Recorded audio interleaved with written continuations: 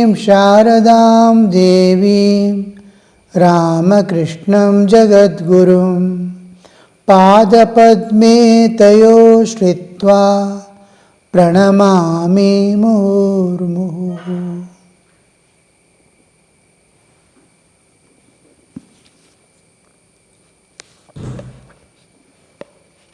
We saw an important instruction being given by Sri Ramakrishna to those ladies, which is directly applicable to us when we are sincere to our core of our existence. We have to realize God in this life. The firm acceptance of the ideal of realizing God in our human life, the only purpose of human life's fulfillment, if we want to do. And two aspects of life we have to attend to. One is our duties and responsibilities as a worship unto God, so that we will not part from God while during the responsibilities, discharging the responsibilities and duties of life. And the second thing is to constantly think of God at all times during the activities and when activities are not there, to be able to dive within, sink within, and reach this core of our existence where God shines forth in all His glory.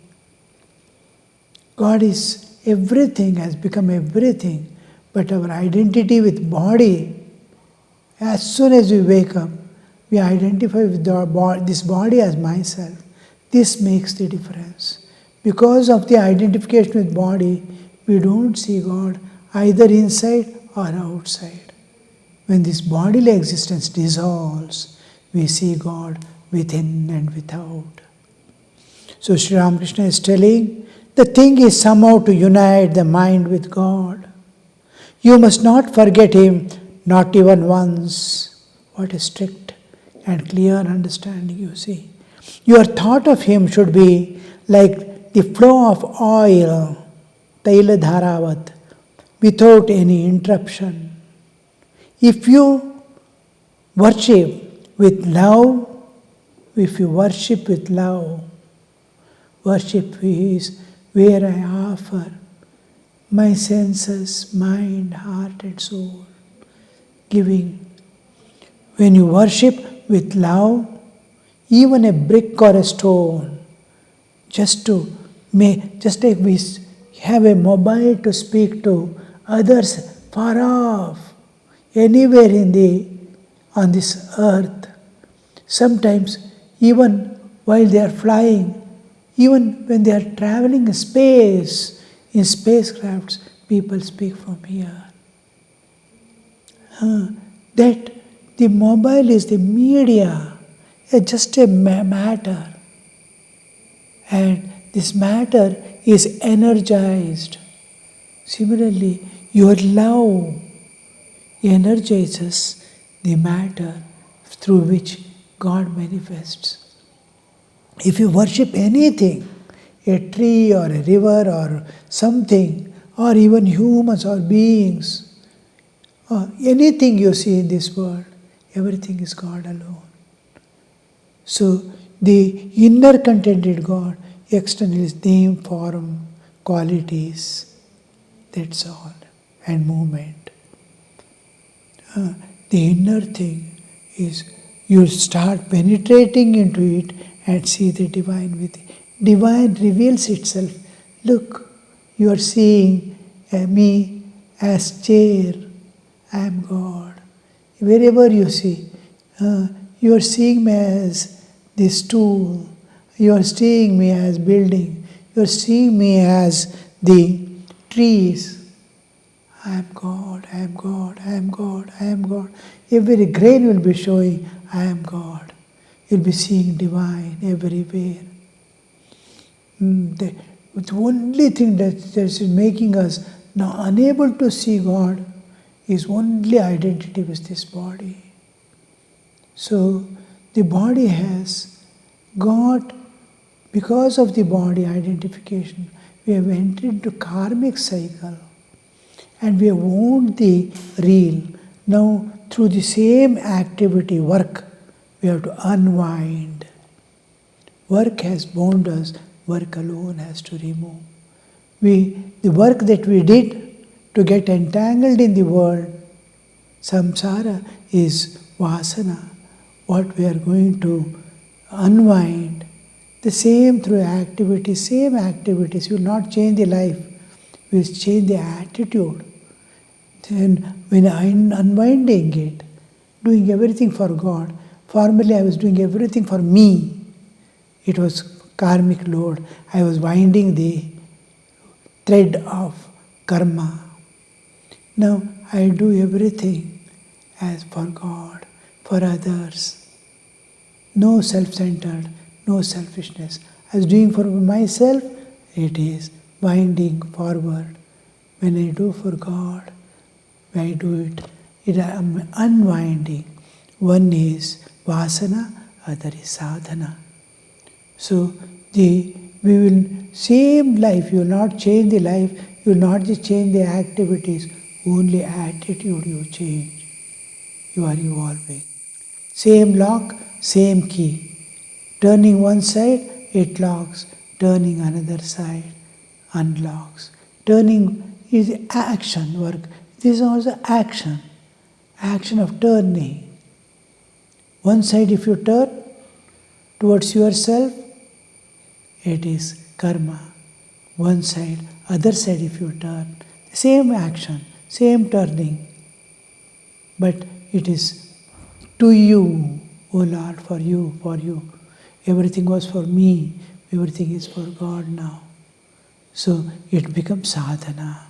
Spiritual practices makes you evolve, one makes you involve, other makes you evolve.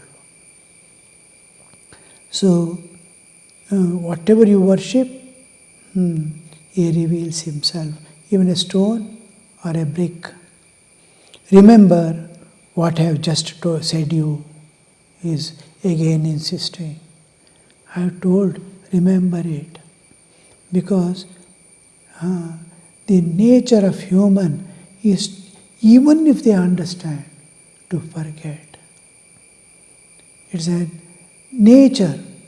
Just like water always flows downward. Heated objects always go up. Same water is flowing down. When it is heated, the vapors go up. Nature, it's nature.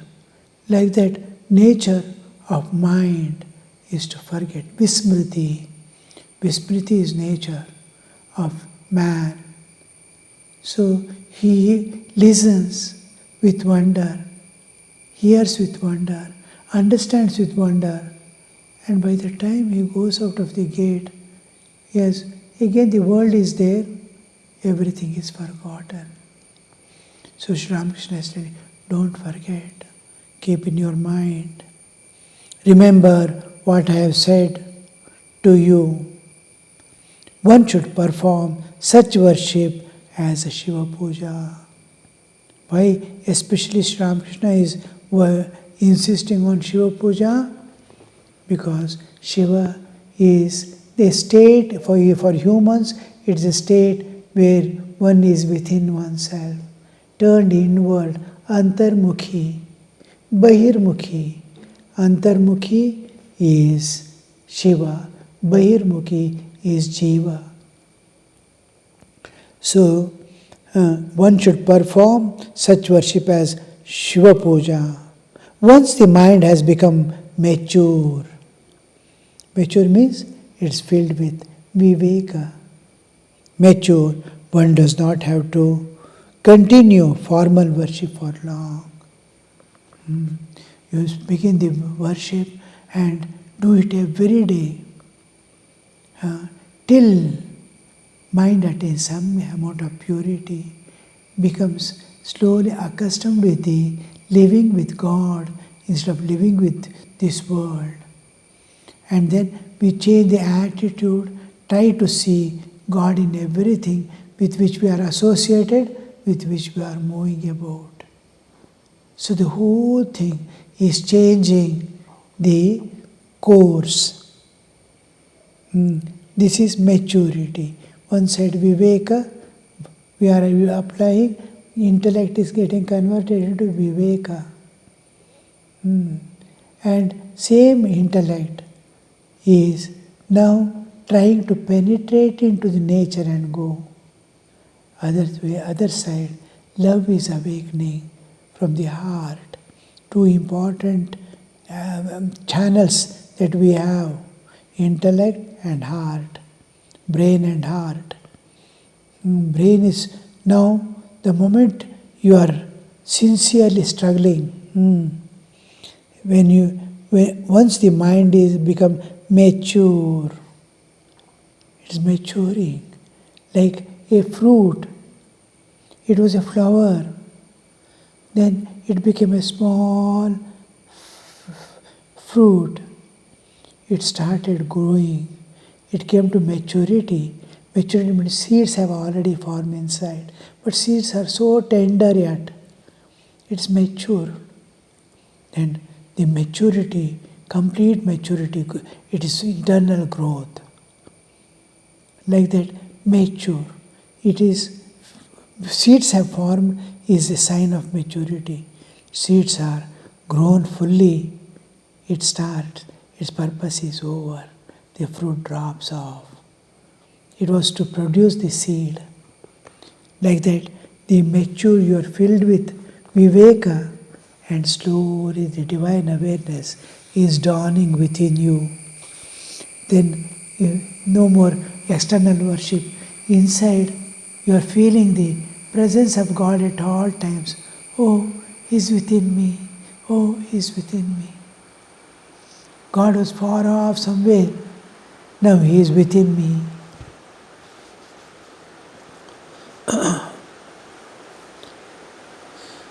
When mature, one does not have to continue formal worship for long. Formal worship, and it will slowly start reducing. I am not disinterested, but I am growing beyond. There is no necessity. The mind then always remains united with God. Meditation and contemplation become a constant habit of the mind. What happens? Internally, you'll be slowly changing the whole thing. Once the mind becomes mature, one does not have to continue the formal worship for long. The mind then always remains united with God. Through worship we began, and worship has given rise to my awareness. God has entered my awareness. It was in the mind, it was some understanding, vague understanding. Now a clear understanding. God is this. And I start feeling within my heart. His presence is being felt. The mind is directed towards God, and now and then getting absorbed in God. Now what more for puja, worship, external, the purpose of external worship is over. It is now and then, it is in constant touch with the God. Then mind always remains united with God. It always remains united with God. Meditation and contemplation become a constant habit of mind. Meditation is where you are unaware of the external world. Contemplation is where you are aware of the external world, but mind is focused and concentrated on the object of meditation. It is now a thought comes. Now I go on thinking about it. As I think, it slowly starts expanding. I am thinking of something or God or anything. How does a vehicle start? How does a vehicle run? What is it happening? How does the engine works? All this I am contemplating. the knowledge goes on expanding. Anything, somebody has scolded me, go on thinking on the same thing. Or somebody has expressed great love for me, go on thinking about it. It starts expanding. Whatever you think, wherever you concentrate your mind, focus your mind, it starts expanding. Think of God, it starts expanding.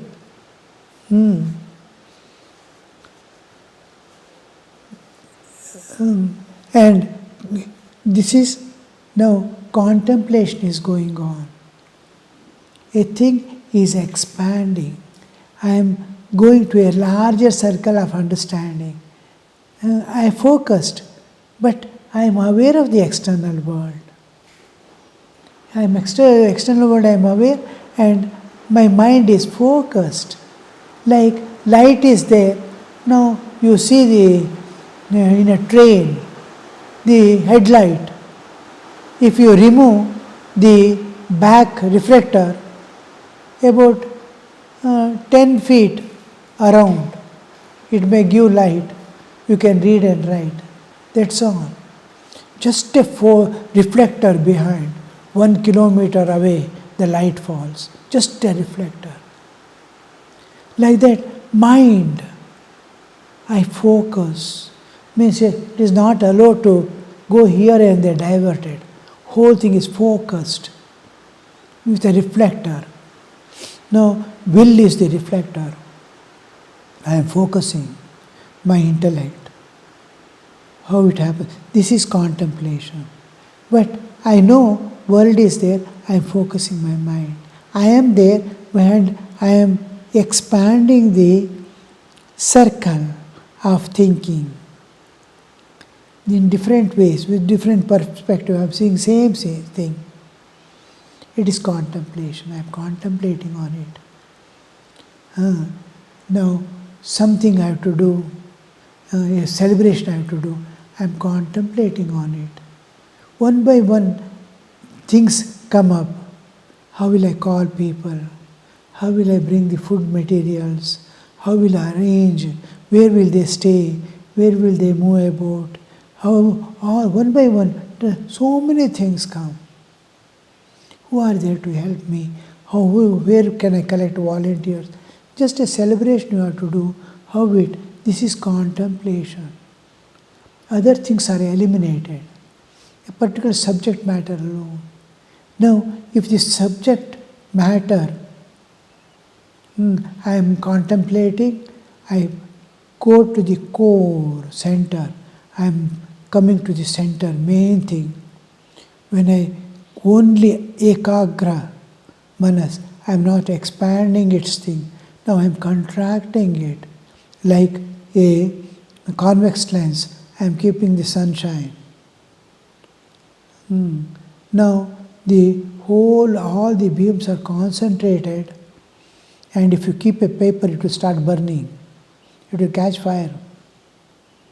Because the sunlight which is falling this much area is pointed now. How much of heat it would generate. It catches fire. Like that, I bring the mind into a smaller circle. Only God. That the rest of the things has disappeared. Now, I slowly, because nothing else presence is there, I slowly become one with it. And I am that. This is dhyana. From dhyana to samadhi I am going. This is in meditation, I concentrate in contemplation. I expand the field and view. I concentrate, I condense it, that I am able to penetrate into it and expand within. Then it is. Now, from dhyana, I enter into samadhi. When I internally expand to become one with it, if you want to know anything, what it is, in essence, you have to become that. Through meditation, you have to merge in it. Suppose, what is elephant? Now your elephant you have seen or you have read detail, and you will meditate in such a way, slowly object and subject are becoming one. I have become elephant. Then only I will know what elephant is. Otherwise, it is objective knowledge. We want subjective knowledge. So, subjective knowledge where the subject merges in the object, object merges in the subject. There is one.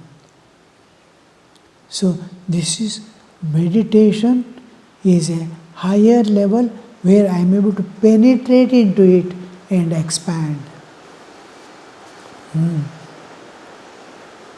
So, Thakur is telling, meditation and contemplation became a constant habit of mind. Now and then becoming one little, now and then concentrating on it. I have forgotten everything in thought of God. And I am, oh, God is here, God is there, God has become everything. I am expanding and seeing various aspects of God, essence of God, meditation. And contemplation is various aspects. I am not going to take any other subject in it. God alone, but different aspects of Him. Oh, He has become the universe. He is standing independent of the universe. He is pervading the universe. The Sutra Atman, He is there in the every being, the Antaryamin. He is the transcendental. He is immanent in this universe. All aspects I am seeing, I am contemplating on God. I am going to the essence. These are all various manifestations. What is the essence which is manifesting as all these? I am meditating. I am taking one aspect and concentrating. The Antaryamin, I am trying to. Meditation. So, Thakur, the mind nature, it becomes a nature of mind when you getting matured. And mature. Then what is worship? The purpose of worship is to attain this state. Purpose is over. No more worship is necessary. You are digging the earth to get water, to make a well. Once you find the water, you don't need to dig anymore. The purpose is served. Then mind always remains united with God. Meditation and contemplation become constant habit of mind. Habit. Now the habit of mind is to run after the world. This it will think, that it will think unnecessarily. Nothing is going to be there tomorrow. What you are thinking of, what you are thinking 5 days before or 10 days before is no more there in front of you. Elder sister-in-law, the two ladies were his sisters-in-law. The elder is telling, will you please give us some instructions? He has been giving the instructions only. Will you please give us some instructions, means specific instruction. Master, affectionately, I don't give initiation.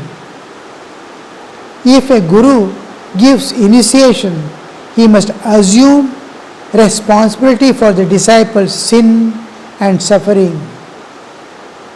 The Divine Mother has placed me in the state of a child. Perform the Shiva Puja as I told you. Come here now and then. We shall see what happens later on through the will of God.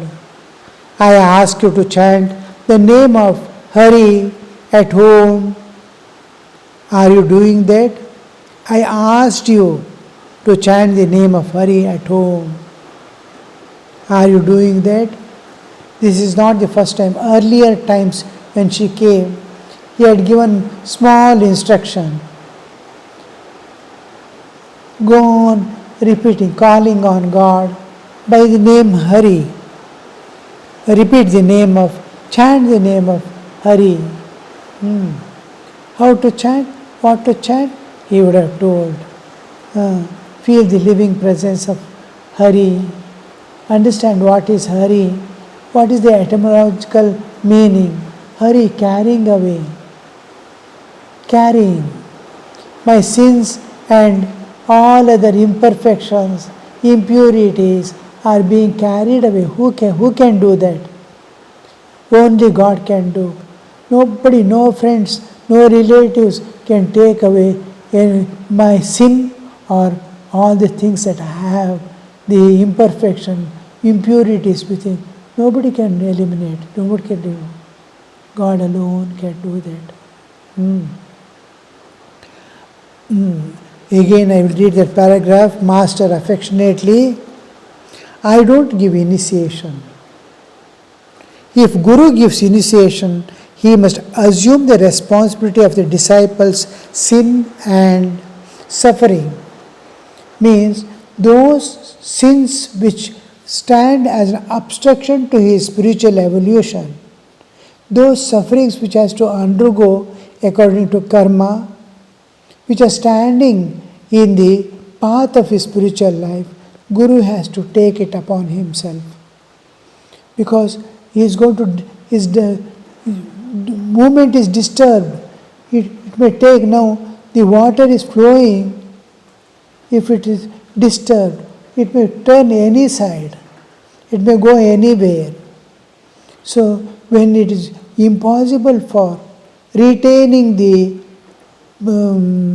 tempo, retaining the path by the disciple, Guru takes off that, and through his bodily existence, he suffers. Not that he doesn't want to do. He says, why I am not giving initiation is not because suffering he has to undergo. He is ready to undergo. The mother has placed me in state of a child. I cannot take any decision myself. I give myself entirely to mother. If mother wishes, she will get it done through me. Otherwise, no. I have this in Bhagavad Gita, Sarva Sankalpa Sannyasi. He will not will anything. What is God's will, he will do. Sarva Sankalpa. I will go here, I will go there. Today I will do this cooking. Today I will eat this one. I will sleep. All these things dissolve. Doing, enjoying, everything disappears.